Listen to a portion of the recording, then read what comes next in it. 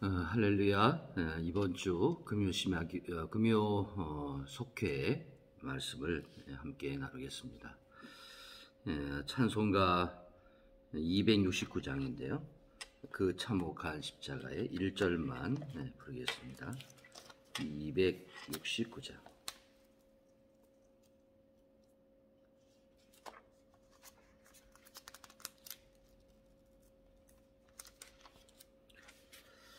그 참혹한 십자가에 주 달려 흘린 피 샘물같이 늘 흘러서 죄 씻어주시네.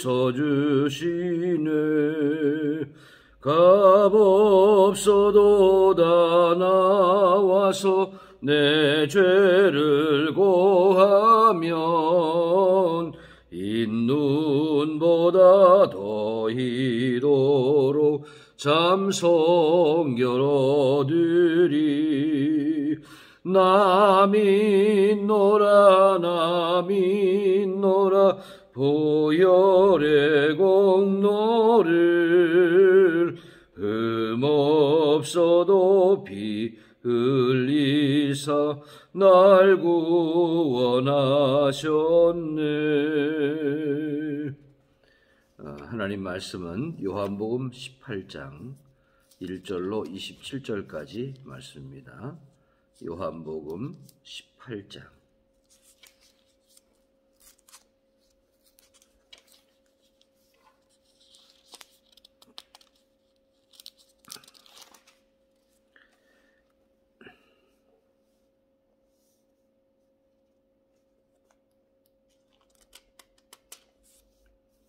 어, 27절까지 말씀인데 오늘 제가 1절부터 11절까지 봉독을 하겠습니다. 1절부터 11절 요한복음 18장 1절로 11절입니다. 예수께서 이 말씀을 하시고 제 아들과 함께 기드론 시내 건너편으로 나아가시니 그곳에 동산이 있는데 제 아들과 함께 들어가시니라.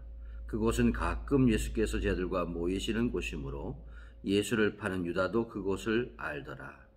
유다가 군대와 대제사장들과 바리새인들에게서 얻은 아랫사람들을 데리고 등과 횃불과 무기를 가지고 그리로 오는지라. 예수께서 그 당할 일을 다 아시고 나아가 이르시되 너희가 누구를 찾느냐. 대답하되 나사렛 예수라 하거늘 이르시되 내가 그니라 하시니라. 그를 파는 유다도 그들과 함께 섰더라. 예수께서 그들에게 내가 그니라 하실 때에 그들이 물러가서 땅에 엎드러지는지라. 이에 다시 누구를 찾느냐고 물으시는데 그들이 말하되 나사렛 예수라 하거늘 예수께서 대답하시되 너희에게 내가 그니라 하였으니 나를 찾거든 이 사람들이 가는 것을 용납하라 하시니 이는 아버지께서 내게 주신 자 중에서 하나도 잃지 아니하였사옵나이다 하신 말씀을 응하게 하려 함이로라.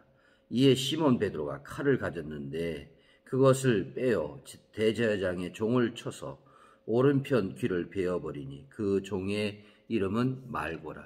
예수께서 베드로더러 이르시되 칼을 칼집에 꽂으라. 아버지께서 주신 잔을 내가 마시지 아니하겠느냐 하시니라. 아멘. 이번 주 속회 공과의 제목은 진정한 신앙의 용기라고 하는 그런 주제입니다. 예수님께서 마지막 최후 만찬 후에 기도하러 가시죠. 제 아들과 함께 가셨는데 겟세마네 동산에서 기도를 하시고 내려오셨을 때에 그곳에서 로마 군대와 또 대제사장들과 바리새인들에게서 파송된 그 종들이 등과 횃불과 무기를 가지고 예수님을 잡으러 왔다 이렇게 말씀하고 있습니다. 예수님께서는 그들 앞에 당당히 나서시면서 내가 바로 예수다. 누구를 찾느냐? 나사렛 예수입니다. 그랬더니 내가 바로 그다. 이렇게 두 번이나 말씀하신 것으로 기록하고 있고요. 그러면서 내가 그니까 너희가 찾는 자니까 다른 제자들은 다 돌려보내달라 이렇게 예수님이 말씀하시기도 했습니다. 이런 마지막 장면 정말 인간적으로 볼 때는 아주 위기죠, 위기. 이런 상황에서 예수님이 보여주신 용기를 우리가 볼 수 있고, 또 베드로가 행한 그 사건을 통해서 진정한 용기라는 것이 뭘까, 신앙인의 진정한 용기가 뭘까 하는 것을 오늘 말씀 속에서 함께 생각해 보려고 합니다. 첫 번째로 진정한 용기라고 하는 것은 하지 아니할 용기입니다. 하지 아니할 용기. 우리 교재에는 폭력을 행사하지 않습니다 이렇게 되어 있는데, 예수님을 잡으려고 온 그 사람들을 향해서 마침 베드로가 칼을 가지고 갔는데, 아마 베드로도 뭔가 좀 그 느낌을 받았는지요, 아니면 평소에 칼을 차고 다녔는지도 모르겠습니다만은 칼을 뽑아서 그 잡으러 온 사람을 쳤는데, 바로 그 잡으러 온 사람 중에 대제사장의 종이 있었습니다. 이름은 말고라고 하는 사람인데, 요한복음에서는 그 이름까지 자세히 알려주고 있습니다. 귀를 이제 쳤는데 오른쪽 귀가 떨어집니다. 예수님께서 그 이제 떨어진 귀를 다시 붙여서 고쳐 주셨는데, 베드로에게는 말씀하셨습니다. 칼을 칼집에 도로 꽂으라. 마태복음에 보면은 이렇게 말씀하신 것으로 기록되고 있는데요. 칼을 쓰는 자는 다 칼로 망하느니라, 이런 말씀하셨고, 또 내가 천군 천사를 보내서 이 동원해서 저들을 이렇게 막을 수 없다고 생각하느냐, 이런 말씀도 하셨습니다. 주님께서는요, 그 잡으러 온 사람들을 능히 물리칠 수 있었습니다. 그런데 예수님께서는 그런 힘을 사용하지 않으셨어요. 이 베드로는 그런 행동을 했습니다. 칼로 쳤습니다. 그래서 이제 예수님이 고쳐주시긴 했지만은 그것이 앞으로 이제 베드로가 행동하는데 굉장히 그 허물이 됩니다. 사실은 이제 베드로가 예수님을 3번이나 부인하게 되는데, 그 부인한 일에 결정적인 그 사건이 바로 이 사건입니다. 칼 빼가지고 휘둘렀던, 누구냐 말이죠. 쟤들 중에 누가 칼을 휘둘렀느냐, 이게 이제 문제가 되겠죠. 그래서 이제 그 베드로가 타겟이 됐을 것이고, 그래서 베드로가 더 숨어 다녔죠. 그래서 이제 베드로를 아는 사람이 있어서 막 아니라고 막 극구 부인을 하고, 이렇게 예수님도 부인을 했던 이런 결과를 가져오게 됐습니다. 사실 그때 당시에는 굉장히 베드로가 막 용기 있는 행동을 한 것 같죠. 칼을 휘두를 때. 그런데 사실은 그것이 용기가 아니었다. 여러분, 용기라고 하는 것은 하지 아니할 용기가 있어야 됩니다. 예수님께서 힘으로 저들을 제압할 수 있었지만 하지 아니하는 용기를 보여주셨고요. 여러분, 우리도 어떤 때는 혈기를 낼 수 있는 때 있잖아요. 근데 혈기를 내지 않는 용기, 막 보복하지 않을 용기, 싸우지 않을 용기, 또 원수를 갚지 않을 용기, 폭력을 행사하지 않을 용기. 막 이렇게 막 화가 나가지고 막 객기를 부리고 폭력을 행사하고, 이런 사람이 용기 있는 사람이 아니라, 그렇게 할 수 있는데도 하지 아니하는, 할 수 있는 거, 이게 용기란 말이죠. 진정한 용기는 하지 아니할 용기다. 이런 분노가 일어나는데 그 분노를 가라앉히고, 분노하지 않을 용기, 또 폭력을 행사하지 않을 용기, 싸우지 않을 용기, 이런 용기가 진정한 용기다. 예수님께서도 이 순간에 그들 앞에 나서시면서 그들을 능히 힘으로 막으실 수 있었지만은, 그러나 그렇게 하지 아니한 진정한 용기를 가지신 분이다. 이렇게 우리가 알 수 있죠. 자, 두 번째 용기는 뭘까요? 두 번째 용기는 순종할 용기입니다. 순종할 용기. 자, 예수님은 칼을 빼든 베드로를 향해서 이런 말씀을 하세요. 칼을 칼집에 도로 꽂으라, 이렇게 말씀하시면서 이런 말씀하죠. 아버지께서 주신 잔을 내가 마시지 아니하겠느냐. 아버지께서 주신 잔을 내가 마시지 않겠느냐. 그 잔이 어떤 겁니까? 아주 힘든 잔이죠. 고난의 잔이죠. 십자가를 져야 하는 잔이죠. 온갖 모욕과 폭력과 그런 것을 당해야 되는 그런 잔이죠. 그런데 아버지께서 허락하신 일이기 때문에 그 아버지께 순종하시는 거죠. 기도하실 때도 이 잔을 내게서 지나가게 하옵소서. 그러나 아버지의 뜻대로 되어지기를 원합니다. 이게 순종에 대한 기도를 하셨는데 예수님은 내가 지금 칼을 빼서 이들을 폭력으로 제압하고 그러면 내가 아버지 말씀에 불순종하란 말이냐 이렇게 예수님 말씀하신 거죠. 여러분 순종의 용기가 필요합니다. 불순종의 용기가 아니고요. 순종의 용기입니다. 주님 말씀에 순종하는 용기. 우리가 주님이 오라고 하실 때 올 수 있는 용기. 주님이 가라고 하실 때 갈 수 있는 용기. 주님이 멈추라고 하실 때 멈출 수 있는 용기. 이런 것들이 다 용기라는 것이죠. 베드로처럼 혈기를 앞세워서 하는 것은 용기처럼 보이지만은 그것은 하나님의 뜻을 거스르는 일이 된다. 그래서 베드로가 예수님에게 이제 이런 책망도 들어요. 사탄아 내 뒤로 물러가라. 다른 사건에서 있었던 일이지만은 그런 책망을 받는데 우리가 겉으로 볼 때는 막 혈기를 부리고 막 이렇게 목소리가 크고 그러면 용기가 있는 것 같지만은요.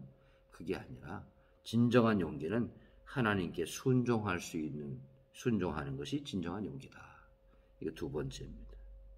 그 다음에 세 번째 용기가 뭐냐? 세 번째 용기는 위기의 때에 보여지는 용기입니다. 위기의 때.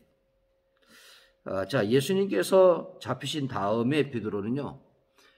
그 예수님 계실 때 보였던 그 용기가 싹 사라져 버립니다. 그리고는 예수님 모른다고 세 번이나 부인하고 멀리서 따라가게 되고 숨어 다니는 자가 되죠. 그리고 거짓말을 해서 위기를 모면하려고 해요. 여러분 우리가 이렇게 용기 있게 막 혈기를 내버리다가도 나중에 보면은 아주 그냥 꼬리를 내리고 부끄러운 모습을 하고 있는 경우들을 보게 되죠. 진정한 용기는 뭐냐? 어려운 때에 진가가 드러나는 것입니다. 조용하지만은 그 어려운 때에 위축되지 않고 숨어들지 않고 그럴 수 있는 용기. 근데 이런 베드로가 성령 받은 다음에 달라졌습니다. 성령 세례 받은 다음에는 이 베드로가 누구보다 용기 있는 사람이 됩니다. 베드로의 솔로몬 행각에 가서 많은 사람들 앞에서 복음 전하죠. 그때 하루에 구원받은 사람이 3,000명이라 그랬어요. 그러면 3,000명이 세례받고 구원받았을 정도면은 거기에 얼마나 많은 사람이 와 있다는 겁니까? 그런데 그런 무리들 가운데 서서 말씀 전하는데도 하나도 두려워하지 않았다는 것이죠. 이런 진정한 용기, 위기의 때에 드러나는 용기, 이것이 진정한 용기다. 우리가 평상시에는요, 막 아주 용기 있는 것처럼 보일 수 있어요. 그런데 정말 위기의 순간에 용기를 나타내는 거예요. 이번에 러시아와 우크라이나 전쟁을 통해서 이 우크라이나 군대, 우크라이나 백성들의 그 용기가 다시 재조명되고 있는데요.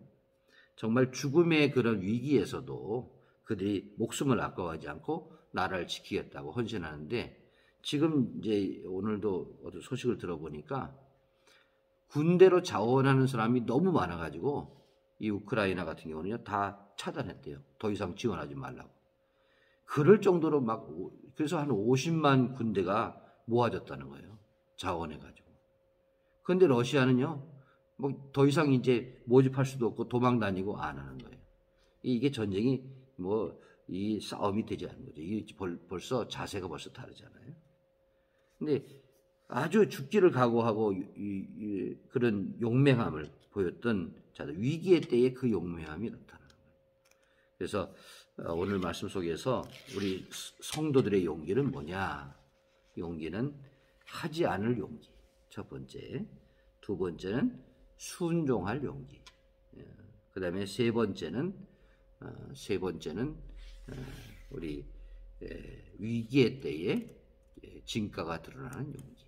이렇게 우리가 이 말씀을 좀 정리해서 생각해 볼 수 있겠습니다. 제가 전해드리는 이 군가의 말씀을 잘 들으시고 또 우리 속도원들 함께 모여서 용기에 대해서 함께 말씀을 나누고 또 우리가 위기의 때에 정말 나타나는 진정한 용기를 가진 성도로서 우리 마지막 때에 하나님의 군사로 쓰임받는 그리고 승리하는 우리 성도들 다 되시기를 주님의 이름으로 축복합니다. 기도하겠습니다. 전능하신 하나님 아버지, 때로는 우리가 참지 못해서 혈기를 낼 때도 있고 화를 낼 때도 있고 또 분노를 나타낼 때도 있는데 하지 아니할 것이 용기라, 하지 아니할 수 있는 것이 용기다 하는 말씀을 들었고, 또 하나님 말씀에 어려워도 순종할 수 있는 것이 용기라 말씀해 주셨습니다. 그리고 갑작스러운 위기나 난감한 상황에 처했을 때에 우리의 행동을 통해서 진정한 믿음의 용기가 나타나게 되는 것을 믿습니다. 우리 사랑하는 성도들, 이런 용기 있는 성도가 되게 하시고 또 그 용기가 어떤 상황 속에서도 증거되고 증명되고, 그래서 이 마지막 때 하나님이 귀하게 들어쓰시는 주님의 백성, 주님의 군사, 주님의 자녀들이 다 될 수 있도록 인도해 주옵소서. 이번 주에도 우리 속회로 함께 교제하고 또 말씀을 나누고 기도할 때 하나님이 우리 가운데 함께하여 주시옵소서. 모든 영광을 주님께 돌리며 예수님의 이름으로 기도하옵나이다. 아멘. 귀한 시간 우리 속도원들과 함께 나누시길 바랍니다. 주님의 이름으로 축복합니다. 감사합니다.